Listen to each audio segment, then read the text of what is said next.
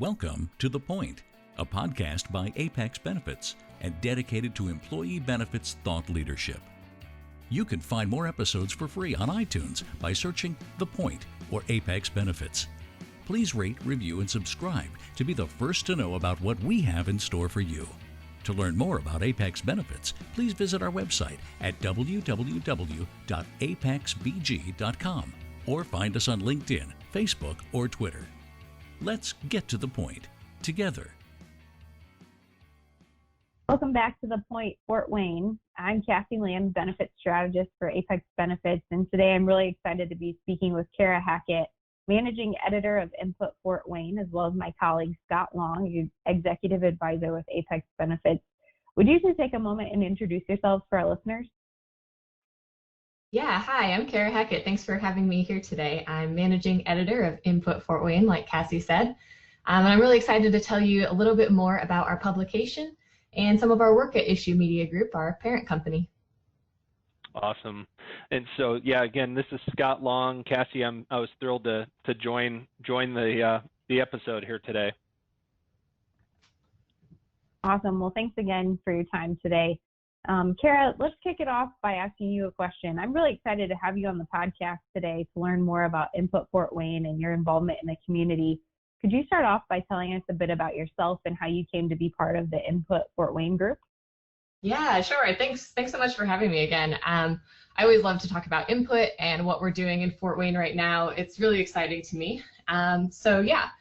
I grew up in Fort Wayne. I lived here most of my life, besides college, and then living in New York and Indianapolis for a short time after school and working in those communities. But I ended up coming back to Fort Wayne actually for my first job at the Gazette, and I really learned some of the fundamentals of journalism there. They have a great team of editors who really helped refine my work.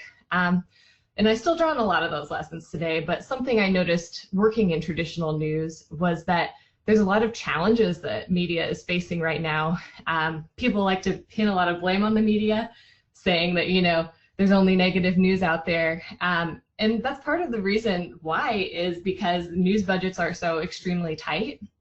If you guys are really interested in the subject, I'd recommend watching Starving the Watchdog. I think NPR did that podcast, and it's really great. It kind of delves into the challenges newsrooms are facing right now. But something that really inspired me while I was working at the Gazette was that just to tell more stories about the positive things happening in communities, and not just like the light, fun, positive things, but the things that are making a real difference in communities, and sort of a solutions-oriented lens, looking at how people in their neighborhoods are investing and giving back, and businesses that are starting around really creative ideas, and not just cool things for Fort Wayne, but also great things that are happening here that could have the potential to impact people beyond just Fort Wayne.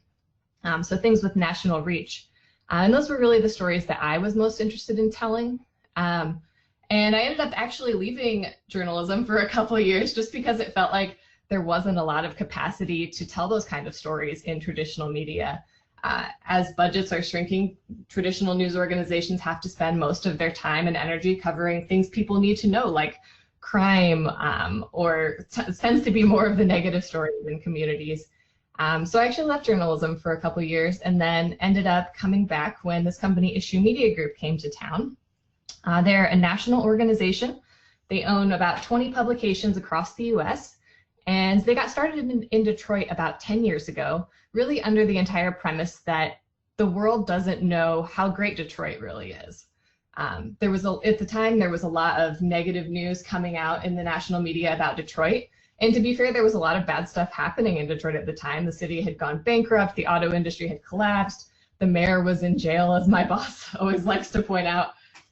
But there's also a lot of good stuff happening there too on the grassroots level. And there were opportunities that artists and entrepreneurs were seeing, and they were kind of rising up in the turmoil of everything that was happening.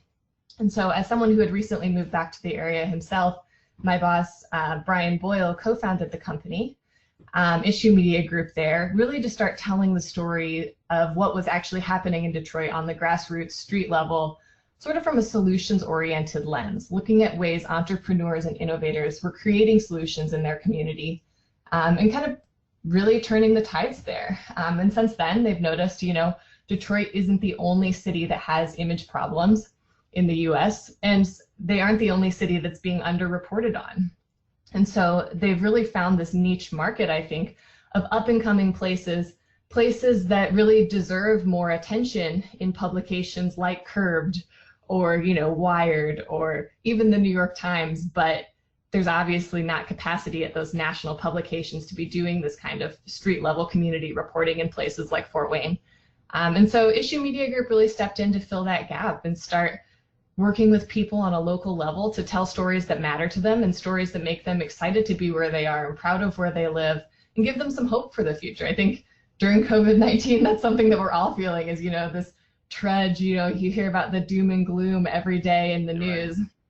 And as bad as it is, there's also a lot of really important innovations happening right now. And there's people who are rethinking things that probably should have been rethought a long time ago.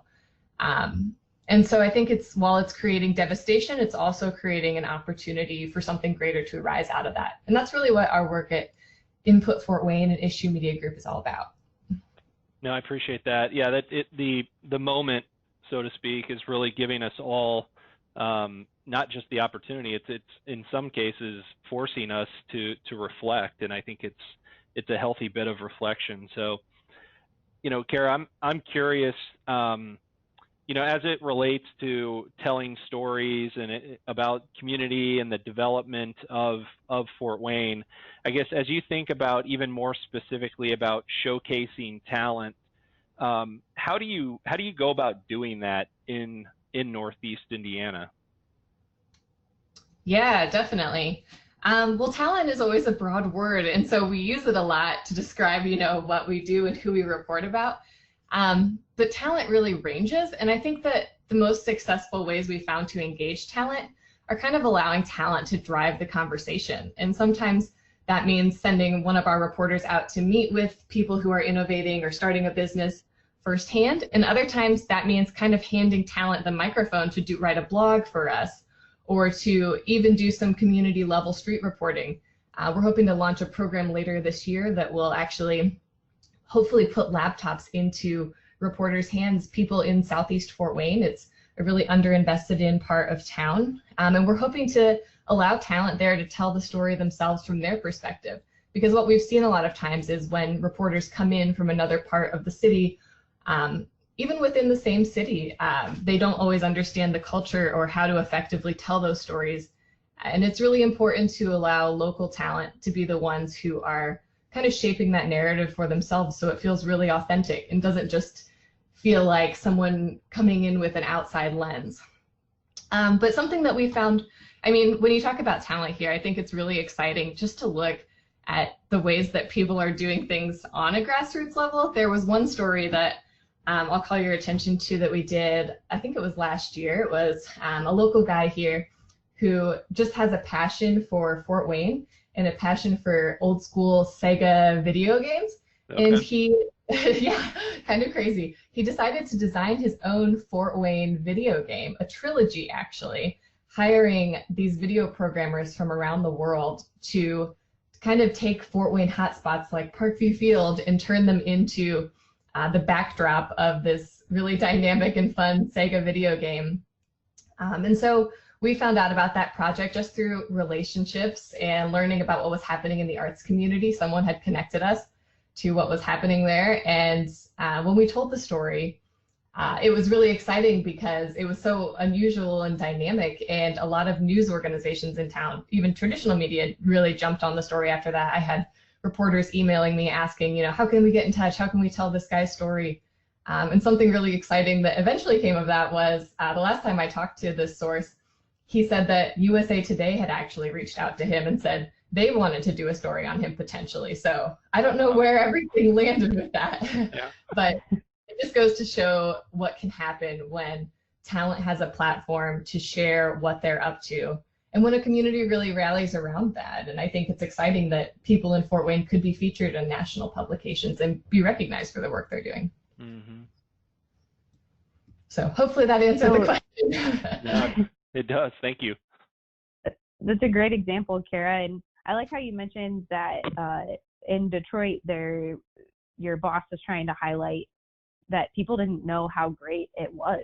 And I feel like that's a strong suit here in Fort Wayne, is where we are highlighting what Fort Wayne has to offer. So as growth and development are top of mind for a lot of business owners here, how can Issue Media Group and Input Fort Wayne help promote the stories and ideas of those thought leaders and business owners here in town? Yeah, definitely. We're always working with people to figure out, where they're innovating and what's next for them. Something that I should mention too is that our work is made possible by a coalition of partners. And so we work with a group of sponsors listed on our website. You can see them there at the bottom. It's a lot of the big heavy hitters, I would say, in our region: Sweetwater, Parkview, the Regional Partnership, the Downtown Improvement District. And all of these people are sponsoring us to do this work because they believe that we're telling the types of stories that are going to attract talent here. And so they oftentimes use our stories in their outreach efforts when they're trying to recruit new staff members, or when they're just trying to, help people remember why Fort Wayne is so great, and kind of build up that local pride. And so the great thing about our sponsors too is they actually give us editorial independence. So while they are paying us to do this work and underwriting our work in the Fort Wayne community, they aren't checking every story or telling us, what we have to write about. We do host editorial advisories with them every quarter, where we sort of bring our funders together and let them know, what our stats are, what our quarterly milestones have been, and we accept some story ideas at that time. But what's been really cool and exciting to me as someone with a journalism background is that all of our partners have really brought to the table these grassroots, neighborhood level stories, sometimes that have nothing to do with their specific organizations. A lot of times it's just something that they want to see the story being told about in Fort Wayne, and traditional media hasn't picked up on the story yet. So we have these really exciting partnerships that allow us to know sort of what's happening in the Fort Wayne community. And then I always say, to tell a good story about talent, you really just need to have relationships. Fort Wayne, everyone always says it's a big, small town, and I think that really comes out in our business environment. And I think that just knowing people and talking to people and going to events in person rather than just calling people on the phone, which is something that we haven't been able to do a lot of lately with COVID-19. But under normal conditions, I think it's so important for reporters to be showing up on the scene. We have technology and we have all these great tools that allow us to do our work remotely, but that doesn't mean that human connection and being there in person firsthand isn't just going to enrich your story 10 times more and give you an actual insight into what you're reporting on. So I would just say, the way that we report on talent is through a network of people and through relationships, which is how good reporting has always been done. Kara, so I wanted to kind of go back to something you mentioned, the idea of local shaping the narrative, and Fort Wayne certainly is focused on regional, kind of local development. So as you're thinking about working with employers that are trying to tell a narrative in a way that shapes the perception of candidates, I'm curious on maybe a few best practices or tips, but I think even like another layer deep, I've been giving a lot of thought to kind of that work-life balance that employees are looking for now and needing now because of COVID, and then also kind of future potential hires are really going to be expecting support in one way or another from a work-life balance. I was just curious your opinion, your thoughts on tips and ideas for employers that are really trying to connect with the candidate pool. Yeah, that's a hard one in a lot of ways, because we know what stories we report on and we know what talent is interested in and what they're up to. It's hard to say because there's such a wide range of industries and every industry is a little different, but I would just say a lot of people I think COVID-19 presents a good opportunity for employers to show how they're innovating and show what makes them value to that next generation talent. People are wanting to see that employers are stepping up and offering, benefits for their employees right now and being flexible and making changes during this pandemic to be flexible. I think that just flexibility and being willing to sort of roll with the punches, especially during an unprecedented crisis like this that no one could have seen coming, I think that's going to make a lot of companies stand out to next generation talent. And I also think, you know, the companies that talent is going to want to work for, they're really doing things in different ways, and they're willing to change up some of their models. You know, right now, I would say if talent is looking for a job in Fort Wayne, they're probably not going to go to your traditional job boards.